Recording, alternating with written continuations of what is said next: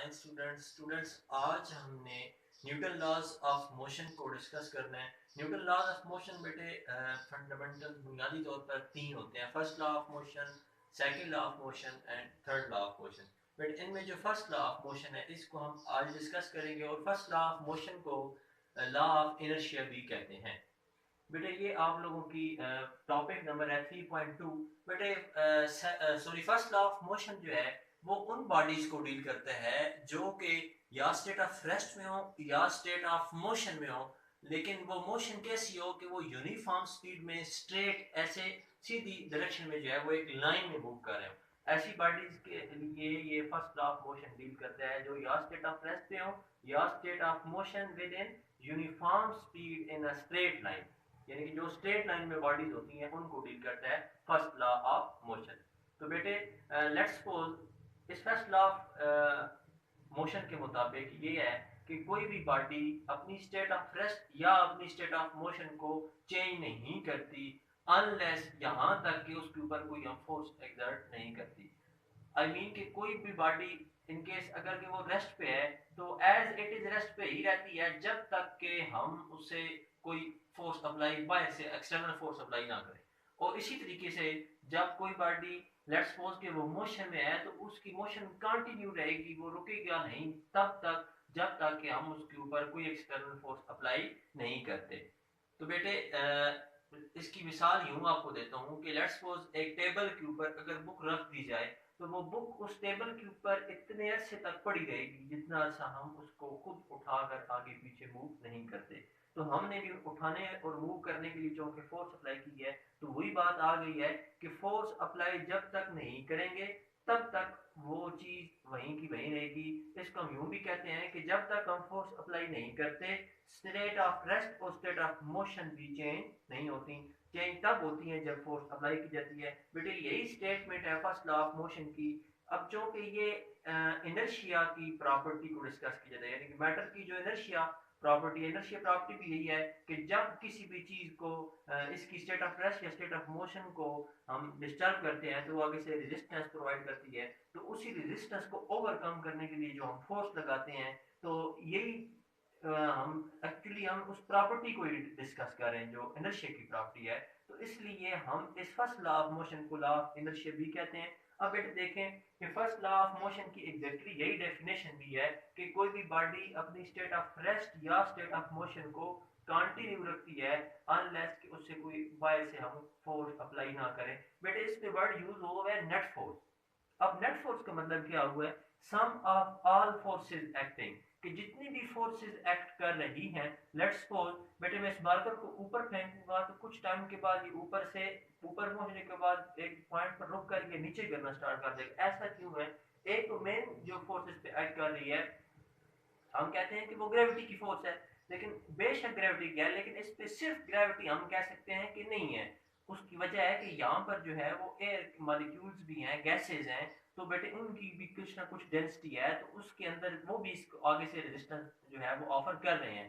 तो बेटे मैं ये कह रहा हूँ कि कुछ इसकी फोर्स ग्रेविटी की वजह से लग रही है, कुछ इसकी जो मोशन ऊपर जाकर जाते जाते स्लो होती है फिर रुक जाता है तो इसके ऊपर जो इर्द गिर्द के गैसेस के मॉलिक्यूल हैं वो भी आगे से रेजिस्टेंस जो है वो ऑफर करते हैं, तो उनकी मजामत के खिलाफ भी ये फोर्स लगती है, ये एनर्जी वेस्ट होती है, तब इसकी स्पीड रुकती है।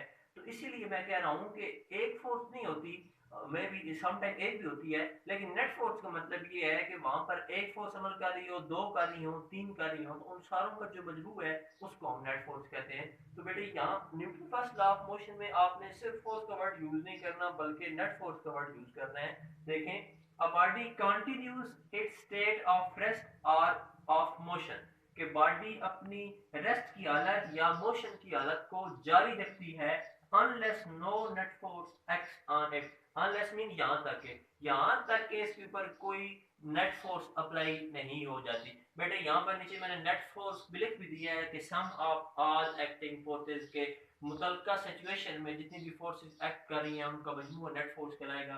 अब बेटे यहाँ पर एक और हम डिस्कस कर लेते हैं कि यहाँ पर नेट फोर्स को एक्सप्लेनेशन के लिए कि एक और हम सिचुएशन जो है वो कंसीडर करते हैं कि हमारे पास दो सरफेसेस हैं। एक रफ सरफेस है जिसमें जिस तरह की हमारा ग्राउंड सरफेस होती है, यानी कि ज़मीन की जो सतह होती है रफ सरफेस हो, यानी कि वहाँ पर वो खुरदरी हो, हमवार ना हो, और दूसरी हमने स्मूथ सरफेस ले ली है, जिस तरह के ग्लास होता है हमारे पास स्मूथ जी। तो अब बेटे दोनों सरफेसेस के ऊपर मैंने एक बॉल रख दी है। अब यहाँ से बॉल को नीचे रोल करवाया जाए तो कौन सी बॉल जो है वो इस एंडिंग पॉइंट पर जो पहले पहुंच जाएगी। तो बेटे हम साफ ज़ाहिर कह सकते हैं कि जो स्मूथ सरफेस है इसके ऊपर से बॉल जल्दी से मूव करके नीचे पहुंच जाएगी बनिस्बतन इस बॉल के, क्योंकि यहाँ पर बेटे देखें यहाँ पर कुछ जंप्स बने हुए हैं, यहाँ पर जो है वो सरफेस स्मूथ नहीं है, रफली सरफेस है, तो यहाँ पर ये बॉल जो है वो सुस्त रफ्तार से आएगी। ऐसे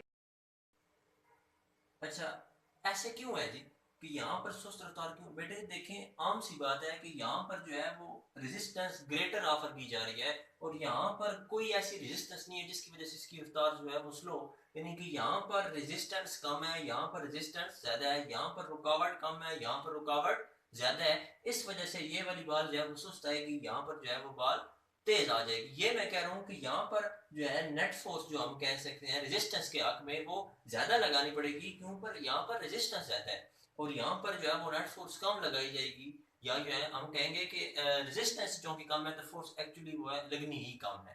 तो बेटे अब इसको जो लॉ ऑफ इनर्शिया हम कहते हैं, इस बात को समझने के लिए एक सिचुएशन आपको बता दूं। लॉ ऑफ इनर्शिया से पहले इनर्शिया को रिवाइज कर लेते हैं कि इनर्शिया क्या होता है। तो बेटे मैंने आप लोगों को बताया था कि इनर्शिया एक मैटर की प्रॉपर्टी है जिसके तहत वो अपनी स्टेट ऑफ रेस्ट या स्टेट ऑफ मोशन के चेंज के खिलाफ जो है वो मज़ामत पेश करता है। तो अब लेट्स सपोज एक गाड़ी है, एक बस है, उसके अंदर पैसेंजर्स बैठे हुए हैं, तो ड्राइवर ने जब सडनली ब्रेक अप्लाई करनी है तो जो है हम जो भी पैसेंजर्स बैठे होते हैं वो क्या करते हैं, वो फॉरवर्ड डायरेक्शन में है, वो गिरने की वो रुझान उनका होता है कि वो एकदम आगे की तरफ गिरते हैं। बेटे ऐसे क्यों होता है? क्योंकि अब उनके दो पार्ट्स हैं, एक वो पार्ट जो बस की सीट्स के साथ उनका विद इन कॉन्टेक्ट है जिसके ऊपर वो बैठे हुए हैं, और ऊपर यहाँ से जो बॉडी का उनका पोर्शन है वो चूंकि आजादाना तौर पे होता है, तो अब ऊपर जो उनके अपर पार्ट्स हैं बॉडीज के, वो क्या कोशिश करते हैं, वो अपनी स्टेट ऑफ मोशन को कंटिन्यू रखने की कोशिश करते हैं।